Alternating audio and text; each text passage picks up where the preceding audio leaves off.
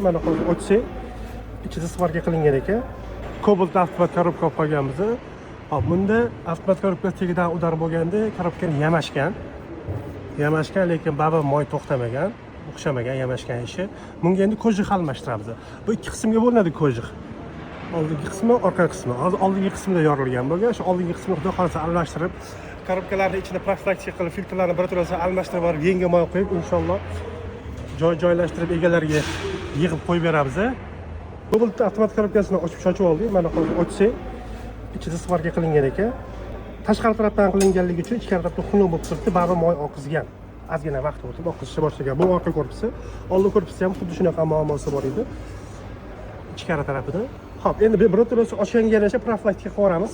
Filtrni almashtirib yuboramiz.